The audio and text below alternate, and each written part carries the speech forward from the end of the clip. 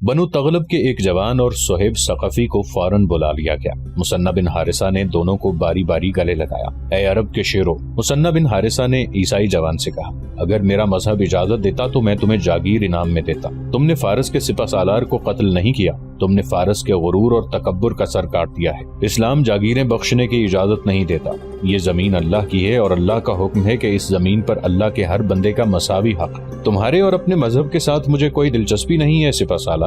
عیسائی جوان نے کہا، میں نے عرب کی ناموس کی خاطر اپنی جان داؤ پر لگائی تھی۔ میں اجمیوں کا یہ طعنہ برداشت نہیں کر سکتا تھا کہ عربی بزدل ہوتے ہیں۔ خدا کی قسم تم انعام کے حقدار ہو۔ مثنی نے کہا، مہران کا گھوڑا تمہارے پاس ہے، یہ تمہارا ہے، جاؤ مہران کی تلوار اور اس کے جسم سے جو چیز اچھی لگے وہ لے لو، یہ سب تمہارا مال غنیمت ہوگا، باقی مال غنیمت سے تمہیں الگ حصہ ملے گا۔ مہران کی تلوار پر تمہاری آنے والی نسلیں بھی فخر کرتی رہیں گی۔ اور تم مثنی صہیب ثقفی سے مخاطب ہوئے، تمہارا کارنامہ معمولی نہیں، تمہارا نام صہیب ابن القدر ثقفی۔ اچھا، مثنی کو یاد آ گیا، کیا تم وہ نہیں جسے اس علاقے کی ایک لڑکی زخمی حالت میں لائی تھی؟ میں وہی ہوں سپہ سالار، صہیب ثقفی نے جواب دیا۔ تم تو بہت زخمی تھے، مثنی نے کہا۔ پرانی بات ہو گئی ہے سپہ سالار، صہیب ثقفی نے جواب دیا۔ پاؤں کی ہڈی ٹوٹ گئی تھی، یہ ابھی ٹھیک نہیں ہوئی۔ رکاب میں پاؤں رکھ لیتا ہوں لیکن اس پاؤں سے گھوڑے کو ایڑ نہیں لگتی، ایڑ دوسرے پاؤں سے لگاتا ہوں۔ جس فارسی سردار کو تم نے قتل کر کے محرام کا پرچم گرایا اور مجھے دیا تھا، اس کی تلوار، دیگر چیزیں اور گھوڑا تم لے لو۔ مثنی نے اسے کہا اور پوچھا، اس لڑکی کے ساتھ تمہاری شادی ہو گئی ہے؟ نہیں سپہ سالار، صہیب ثقفی نے جواب دیا۔ نکاح تو آپ ہی نے پڑھانا ہے، آج رات نکاح ہو جائے گا، مثنی بن حارثہ نے کہا۔ مثنی اس وقت بہت خوش تھے، انہیں اپنے بھائی کی شہادت کا غم تو تھا لیکن فتح کی خوشی اتنی تھی کہ غم دب گیا تھا۔ یہ دیکھ کر بھی مثنی کا غم ہلکا ہو گیا تھا کہ صرف ان کا بھائی نہیں، وہاں بہت سی بہنوں اور بہت سے بھائیوں کے بھائی شہید ہو گئے تھے۔ مثنی ہر کسی کے ساتھ ہنستے اور مسکراتے ہوئے بات کرتے تھے۔ اچانک انہوں نے اپنے اس پہلو پر ہاتھ رکھا اور ذرا جھک گئے جس پہلو میں انہیں جسر کی لڑائی میں زخم آیا تھا۔ مثنی کے کھلے ہوئے چہرے پر درد کا ایسا تاثر آ گیا جیسے درد ان کی برداشت سے باہر ہو۔ طبیب اور جراح انہیں کئی بار کہہ چکے تھے کہ مکمل آرام کریں لیکن مثنی ٹال دیتے تھے۔ اس پہلو میں انہیں برچی لگی تھی، زرہ کی زنجیر ایک کڑی نے ٹوٹ کر 2 اور پسلیوں کو توڑ دیا تھا، اس سے ان کا پھیپھڑا بھی زخمی ہو گیا تھا۔ یہ زخم 1 سال پرانا ہو گیا تھا۔ آرام نہ کرنے اور مسلسل گھڑ سواری، کوچ، پیش قدمی اور لڑائیاں لڑنے سے زخم مندمل ہونے کی بجائے خراب ہو گیا تھا اور اب اس میں پیپ پڑنی شروع ہو گئی تھی اور سانس لینا بھی دشوار ہو رہا تھا۔ مثنی سانس لیتے تو زخم میں شدید درد ہوتا تھا، اس کا انہوں نے یہ علاج سوچ رکھا تھا کہ پورا سانس نہیں لیتے تھے۔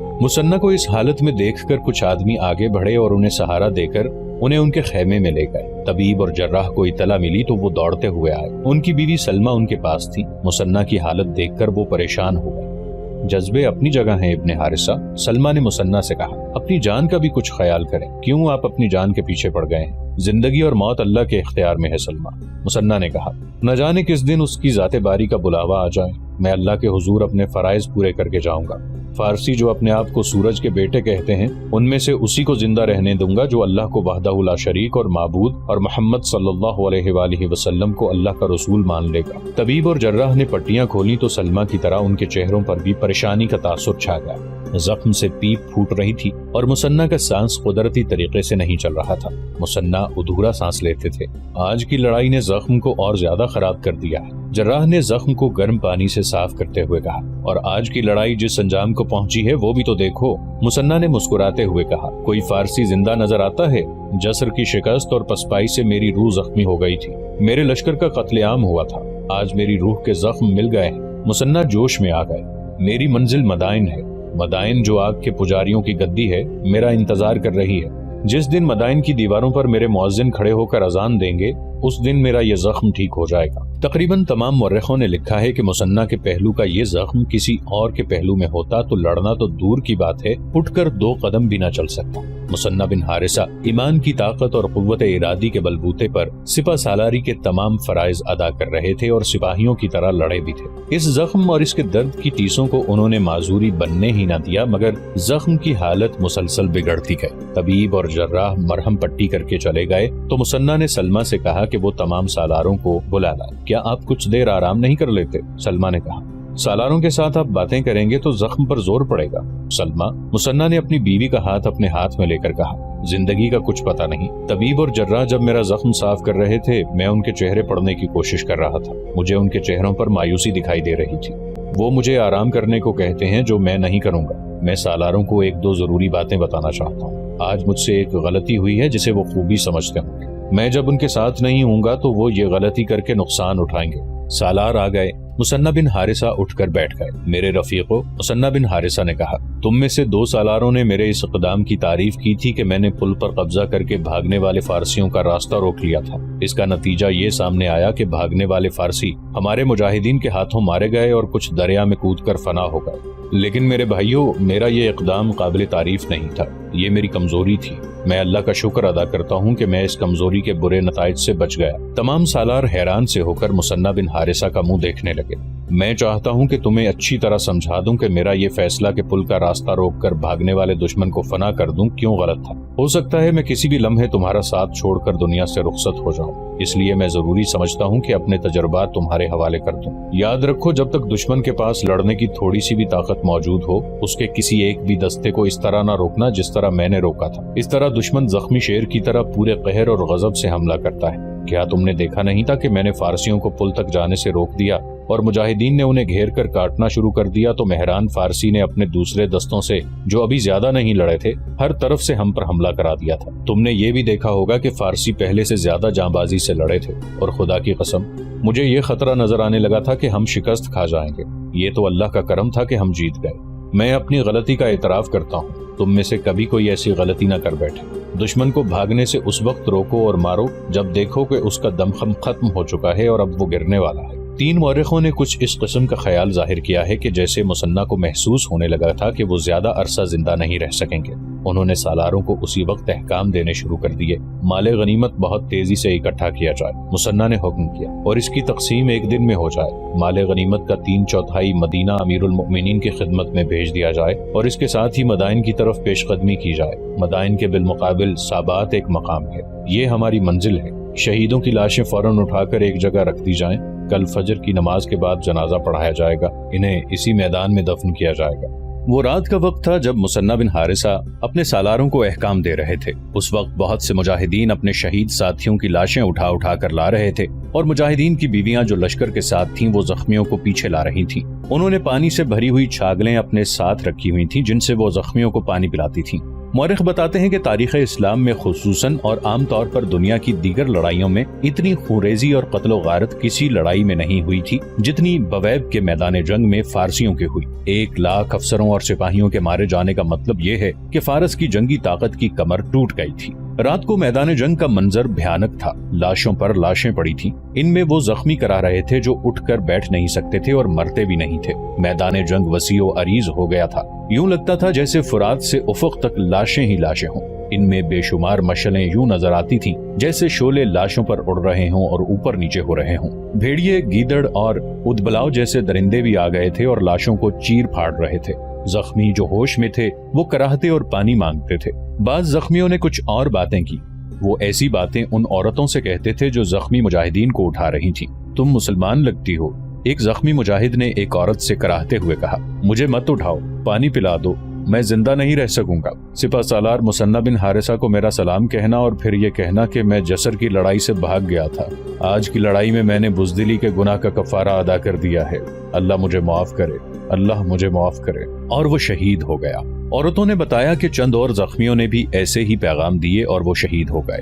لاشوں اور زخمیوں کو اٹھانے والوں میں ایک نوجوان مجاہد شداد بھی تھا جو بنو تمیم میں سے تھا۔ اس کی عمر بمشکل 16 سال تھی۔ وہ 4-5 لاشیں اٹھا کر پیچھے لا چکا تھا۔ وہ ایک ایسے زخمی مجاہد کو بھی اٹھا کر پیچھے لایا تھا جس کی ایک ٹانگ ایک ہاتھی نے کچل ڈالی تھی۔ وہ دن بھر کی گھمسان کی لڑائی کا تھکا ہوا تھا۔ وہ پیادہ نہیں گھڑ سوار تھا، وہ اپنا گھوڑا ساتھ لایا تھا۔ وہ ایک بار پھر اپنے 2 ساتھیوں کے ساتھ کسی شہید کی لاش اٹھانے گیا۔ ان تینوں میں سے ایک کے پاس بڑی مشل تھی۔ وہ فارسیوں کی لاشوں میں کسی شہید کی لاش ڈھونڈ رہے تھے۔ شداد کو کسی کی نحیف سی آواز سنائی تھی۔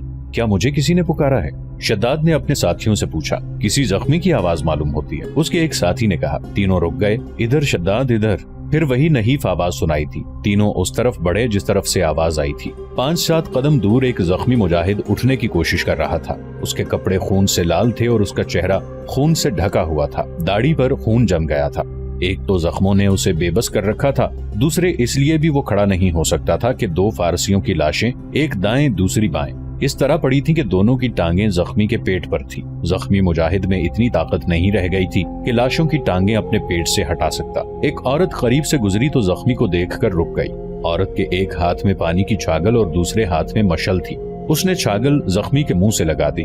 زخمی بے صبری سے پانی پینے لگا۔ پانی پی چکا تو شداد اور اس کے ساتھی اسے سہارا دے کر اٹھانے لگے۔ اس نے اٹھنے کی بجائے شداد کو اپنے بازوؤں میں لے لیا۔ تو میرے نام پر لعنت بھیج چکا ہوگا میرے بیٹے، زخمی نے نقاہت زدہ آواز میں کہا۔ میں جسر کا بھگوڑا ہوں نا، میں نے اپنے شہید ساتھیوں سے بے وفائی کی تھی، خدا کی قسم، شداد نے اس کے بازوؤں سے تڑپ کر نکلتے ہوئے کہا۔ تم میرے باپ ہو؟ ہاں بیٹا، زخمی نے کہا۔ میں ابو شداد ہوں، میں نے جسر کے شہیدوں کے گلے شکوے دھو ڈالے ہیں، اپنے خون سے اپنے منہ پر ملی ہوئی سیاہی دھو ڈالی ہے، میں سکون سے جان دینے لگا ہوں۔ تو نے میرا کہا مانا اور میری شکست کا انتقام لے لیا۔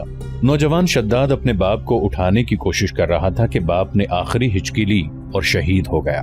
مورخوں نے لکھا ہے کہ بویب کے معرکے میں جسر کے وہ بگھوڑے بھی تھے جو شرم و ندامت سے ادھر ادھر چھپے رہے تھے۔ 1 سال بعد انہیں بزدلی کا کفارہ ادا کرنے کا موقع ملا اور وہ اس لشکر میں شامل ہو گئے جو مثنی بن حارثہ کی مدد کے لیے جا رہا تھا۔ چھپے ہوئے بگھوڑوں کو پتہ چلا تو وہ اس میں شامل ہو گئے۔ مورخ بلازری نے لکھا ہے کہ بویب میں مسلمانوں کی فتح کا ایک سبب یہ بھی تھا کہ جسر کے میدان سے بھاگ آنے والے غیر معمولی قہر اور غضب سے لڑے تھے۔ وہ اپنے سالاروں اور ساتھیوں کو بتا رہے تھے کہ وہ بزدل نہیں۔ اگلے روز دریائے فرات کے کنارے 3 صفوں میں شہیدوں کی میتیں رکھی ہوئی تھیں۔ مثنی بن حارثہ نماز جنازہ پڑھا رہے تھے۔ عورتیں دور کھڑی دیکھ رہی تھیں، ان کی آنکھیں اشکبار تھیں، ان کے سہاگ شہید ہو گئے تھے۔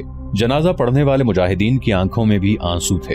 وہ گھروں سے اکٹھے نکلے تھے، ہنستے مسکراتے، نعرے لگاتے، ایک دوسرے سے ہنسی مذاق کرتے محاذ پر پہنچے تھے۔ آج ان کے بہت سے ساتھی سفر آخرت پر روانہ ہو گئے تھے۔ انہیں مردہ نہ کہو جو اللہ کی راہ میں لڑتے ہوئے شہید ہوئے ہیں۔ مثنی بن حارثہ نے نماز جنازہ کے بعد مختصر سا خطبہ دیا۔ وہ زندہ ہیں لیکن تم نہیں سمجھتے۔ پھر مثنی بن حارثہ نے سورۃ البقرہ کی آیت 193 سنائی اور ان سے تم اس وقت تک لڑتے رہو کہ باطل کا فتنہ باقی نہ رہے اور زمین پر دین صرف اللہ کا رہ جائے۔ پھر اگر وہ اس سے باز آ جائیں تو خیال رکھو ظالموں کے سوا اور کسی پر زیادتی نہ کرنا۔ ساتھ ہی مثنی نے حکم سنایا کہ مال غنیمت کی تقسیم کے بعد یہاں سے کوچ ہوگا۔ شہیدوں کو انہی کپڑوں میں دفن کر دیا گیا جن میں وہ لڑے تھے۔ یہ کپڑے خون سے لال تھے، انہیں غسل نہ دیا گیا، وہ اپنے خون میں نہائے ہوئے تھے۔ اس کے بعد مال غنیمت تقسیم کیا گیا اور خمس کا 1/4 حصہ مدینہ بھیجنے کے لیے الگ کیا گیا۔ ابن حارثہ قبیلہ بجیلہ کے سردار جریر بن عبداللہ نے مثنی سے کہا، امیر المؤمنین کے حکم کو تو بھولا نہیں ہوگا کہ میرے قبیلے کو مال غنیمت کا 1/4 حصہ اضافی ملے گا؟ میں نہیں بھولا ابن عبداللہ، مثنی بن حارثہ نے کہا، لیکن یہ نہ کہہ کہ یہ امیر المؤمنین کا حکم ہے، یہ کہہ کہ یہ تیری شرط ہے۔ امیر المؤمنین ایسا حکم اپنے آپ نہیں دے سکتے کہ ایک کو اوروں سے زیادہ حصہ دو، یہ لے اپنا 1/4 اضافی حصہ۔ اللہ تجھے ہدایت دے کہ شہیدوں کے خون کی قیمت نہیں مانگی جاتی۔ جریر بن عبداللہ چپ رہا اور اس نے اپنے قبیلے کے لیے اضافی حصہ قبول کر لیا۔ امیر المؤمنین کی ہدایت کے مطابق بیت المال کے لیے 1/4 کی بجائے 3/4 حصہ روانہ کر دیا گیا۔ مدینہ کو جانے والے اس قافلے کا امیر عمرو بن عبد المسیح تھا۔ محمد حسنین ہیکل نے مستند حوالوں سے لکھا ہے کہ بویب سے مسلمانوں کو اتنا زیادہ مال غنیمت ملا جو اس وقت تک کسی اور لڑائی کے بعد نہیں ملا تھا۔ اس کی وجہ یہ تھی کہ رستم نے مسلمانوں کو فیصلہ کن شکست دینے کے لیے جو فوج بھیجی تھی وہ 1 لاکھ سے کہیں زیادہ تھی۔ اس فوج کو نہایت اچھی خوراک اور بڑی دلکش مراعات دی گئی تھی کہ فوج بے جگری سے لڑے۔ 1 لاکھ سے زیادہ فوج کے راشن کا ہی کچھ حساب نہ تھا۔ راشن اور دیگر رسد اس توقع پر بھی زیادہ دی گئی تھی کہ مسلمانوں کو شکست دے کر آگے بڑھنا اور مدینہ تک پہنچنا تھا۔ اس راشن میں گندم کا آٹا اتنا زیادہ تھا کہ سنبھالا نہیں جاتا تھا۔ بھیڑ بکریوں کا بھی کچھ شمار نہ تھا۔ دودھ دینے والے جانور بھی بے حساب تھے۔ آٹے کی بہت سی بوریاں اور بہت سی بھیڑ بکریاں مجاہدین کی بیویوں وغیرہ کو جو مجاہدین کے ساتھ 3 مختلف مقامات پر مقیم تھیں بھیجی گئیں۔ خوراک کے علاوہ قیمتی اشیاء بھی بے شمار تھی۔ تاریخ میں ایک دلچسپ واقعہ ملتا ہے۔ فارس، جو آج کا عراق اور عرب کی سرحد پر عرب قبیلے آباد تھے، جن کے سینکڑوں آدمی فارس کے محاذ پر گئے ہوئے تھے، ان کی عورتیں دن کو باہر نکل کر انتظار کیا کرتی تھیں کہ محاذ سے کوئی آ رہا ہوگا اور محاذ کی خبریں سنائے گا۔ ایک روز ایک قافلہ آتا نظر آیا جس میں گھوڑے اور اونٹ تھے اور ان پر آٹے کی بوریاں لدی ہوئی تھیں۔ 10-12 آدمی گھوڑوں پر سوار تھے، ان کے ساتھ بھیڑ بکریوں کا ریوڑ بھی تھا۔ 3-4 عورتیں باہر کھڑی تھیں۔ یہ ہمارے مجاہد نہیں ہو سکتے، ایک عورت نے کہا، اور یہ تاجر بھی نہیں لگتے، دوسری عورت نے کہا، تاجروں کے لباس ایسے تو نہیں ہوتے، میں بتاتی ہوں، ایک بڑھیا نے کہا، یہ ڈاکو ہیں، ڈاکو ہوتے ہی ایسے ہیں، ہمارے آدمی لڑ رہے ہیں اور یہ لوٹ مار کرتے پھر رہے ہیں۔ ایک جوان عورت نے کہا، انہیں یہیں رکھو، جانے نہ دو، بڑھیا نے کہا۔ قبیلے کے مرد تو محاذوں پر گئے ہوئے تھے، کچھ خالد رضی اللہ عنہ بن ولید کے لشکر میں شام کے محاذ پر تھے اور باقی مثنہ بن حارثہ کے لشکر میں عراق گئے ہوئے تھے۔ پیچھے عورتیں تھیں، چند ایک بوڑھے اور بچے تھے۔ ان 3-4 عورتوں نے گاؤں کی عورتوں کو گھروں سے نکالا اور انہیں ڈاکوؤں کے خلاف بھڑکایا۔ تمام عورتیں لاٹھیاں، ڈنڈے اور پتھر اٹھائے نکل آئیں اور ڈاکوؤں کی طرف اس طرح بڑھیں کہ انہیں گھیرے میں لے کر ماریں گی۔ رک جاؤ اور یہ سامان ہمارے حوالے کر دو، ایک عورت نے انہیں للکارا، یہاں سے زندہ نہیں نکل سکو گے۔ ایک اور عورت نے کہا، ہم جانتی ہیں تم ڈاکو ہو۔ اس قافلے میں سے ایک گھڑ سوار عورتوں کی طرف بڑھا، اس نے تلوار نہیں نکالی تھی، وہ ہنس رہا تھا۔ شاباش عرب کی بیٹیوں، اس سوار نے کہا، ایسے فاتح لشکر کی عورتوں کو ایسا ہی ہونا چاہیے جیسی تم ہو، لیکن ہم ڈاکو نہیں، یہ فارس کے محاذ کا مال غنیمت ہے جو امیر المؤمنین کے پاس مدینہ کو جا رہا ہے۔ میرا نام عمرو بن عبد المسیح ہے اور میں امیر کارواں ہوں، پھر بھی تم آگے نہیں جا سکتے۔ ایک عورت نے کہا، ہمارے پاس رکو، کچھ کھاؤ پیو اور ہمیں محاذ کی خبریں سنا کر آگے جاؤ۔ مال غنیمت کا قافلہ رک گیا اور گاؤں کی عورتوں نے ان سے محاذ کی باتیں سنی اور ان کی خاطر تواضع کر کے آگے جانے دیا۔ اس دن جس دن مال غنیمت کا خمس مدینہ کو لے جاتے ہوئے قافلہ اس گاؤں میں رکا تھا، مجاہدین کا لشکر مدائن کی طرف جا رہا تھا۔ بویب کے میدان جنگ میں فارسیوں کی گھوڑوں اور ہاتھیوں کے مردار رہ گئے تھے۔ ان لاشوں اور مرداروں کو گدھ اور درندے بھمبوڑ اور چچوڑ رہے تھے، ان کی ہڈیاں بکھر رہی تھیں۔ یہ سورج کے بیٹوں کی فوج تھی۔ مجاہدین نے اس آگ کو سرد کر دیا تھا جس کی وہ عبادت کرتے تھے۔ آتش نمرود کو شمع رسالت کے پروانوں نے بجھا دیا تھا۔ فارسیوں کی دور دور تک بکھری ہوئی لاشوں سے ذرا ہٹ کر فرات کے قریب شہیدوں کی قبروں کی قطاریں تھیں۔ شہیدوں کے ساتھیوں نے وہاں سے رخصت ہوتے وقت ان قبروں پر فاتحہ پڑھی تھی۔ آج 1500 سال گزر گئے ہیں، وہاں ایک بھی قبر نظر نہیں آتی۔ برستے بادل زمین کی کئی تہیں بہا لے گئے ہیں۔ شہیدوں کی ہڈیاں کبھی کی بہہ گئی ہیں لیکن کم نہیں ہوئی، تاریخ کے دامن میں محفوظ ہیں۔ اسلام کی بقا اور فروغ کا ذکر آتا ہے تو ان شہیدوں کی یاد تازہ ہو جاتی ہے اور روح کو گرما جاتی ہے۔ مثنہ بن حارثہ نے جب مدائن کی طرف کوچ کا حکم دیا تھا تو اس کے سالاروں اور قبیلوں کے سرداروں نے اسے کہا تھا کہ لشکر بہت تھک گیا ہے، اسے کچھ دن اور آرام کرنے دیا جائے، دشمن بھی بہت تھکا ہوا ہے۔ مثنہ نے کہا تھا، اگر ہم نے اسے آرام کی مہلت دے دی تو ہمارا تازہ دم لشکر بھی اس کے سامنے ٹھہر نہیں سکے گا۔ فارس کے جو فوجی بویب سے بھاگے ہیں وہ دلوں پر ہماری دہشت لے کر بھاگے ہیں۔ میں چاہتا ہوں کہ یہ دہشت اترنے سے پہلے ہم ان تک پہنچ جائیں، اور یہ نہ بھولو کہ فارسی بویب کی شکست کا انتقام لیں گے، وہ اس سے زیادہ بڑا لشکر باہر لائیں گے، کوشش کرو کہ انہیں اتنی مہلت نہ ملے۔ بویب سے کوچ کے ایک روز پہلے مثنہ بن حارثہ کی بیوی سلمہ خیمے میں اس کے پاس بیٹھی تھی۔ لشکر کو کچھ دن آرام کرنے دیتے تو اچھا نہ تھا؟ سلمہ نے مثنہ سے کہا، آپ کو بھی آرام مل جاتا اور یہ زخم کچھ ٹھیک ہو جاتا۔ سلمہ، مثنہ نے کہا تھا، میں جلدی میں ہوں، مہینوں کا کام دنوں میں کرنا چاہتا ہوں۔ ایسی بھی کیا جلدی ہے؟ سلمہ نے کہا، کیا آپ میرے لیے زندہ نہیں رہنا چاہتے؟ صرف تم ہوتی تو میں اللہ سے بڑی لمبی عمر مانگتا۔ مثنہ نے جذباتی سے لہجے میں کہا، لیکن میں کسی اور کا بھی ہوں۔ اسلام، سب سے پہلے اسلام، اس کے بعد تم۔ میں اگر ان فرائض کی تکمیل کے لیے جو اللہ نے میرے سپرد کیے ہیں لمبی عمر مانگوں گا تو اس کا مطلب یہ ہوگا کہ میں شہادت سے ڈرتا ہوں اور پھونک پھونک کر قدم رکھتا ہوں۔ تم میرا جذباتی سرمایہ ہو سلمہ، تم میرے پاس ہوتی ہو تو میری تھکن دور ہو جاتی ہے۔ یہ میرا عقیدہ ہے کہ میرے لیے تمہارا وجود اللہ کا انعام ہے، لیکن سلمہ، ہم سب اگر جذبات میں الجھ کر رہ گئے تو اللہ کے دین اور اللہ کے رسول صلی اللہ علیہ وآلہ وسلم کا نام لینے والا بھی کوئی نہیں رہے گا۔ میں آپ کو اپنے جذبات کا قیدی کبھی نہیں بننے دوں گی۔ سلمہ نے کہا، بس اتنی سی بات کہتی ہوں کہ آرام کریں، زیادہ نہیں، 8-10 دن۔ آپ میرا فخر ہیں اور آپ اپنے قبیلے بنو بکر وائل کا فخر ہیں۔ ایک بات اور ہے سلمہ، مثنہ نے کہا، میں ابھی یہ بات کہنا نہیں چاہتا تھا۔ بات یہ ہے کہ میرا زخم اتنا خراب ہو چکا ہے کہ اب ٹھیک نہیں ہو سکتا۔ مجھے اشارے مل رہے ہیں کہ میں زیادہ عرصہ اپنے لشکر کے ساتھ نہیں رہ سکوں گا۔ محاذ سے واپس چلے جائیں گے؟ محاذ سے نہیں، مثنہ نے جواب دیا، دنیا سے۔ سلمہ کی آنکھوں میں آنسو آ گئے. کیا تم دیکھ نہیں رہی ہو تمہارے ساتھ کی کتنی عورتوں نے اپنے خامند قربان کر دیے ہیں؟ مسنہ نے کہا.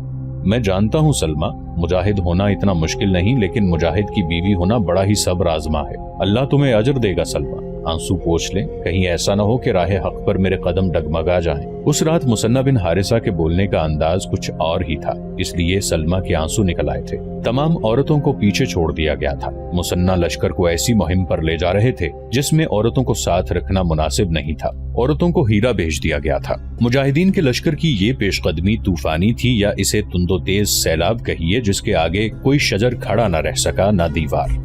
سب کچھ خس و خاشاک کی طرح بہتا اور ڈوبتا چلا گیا.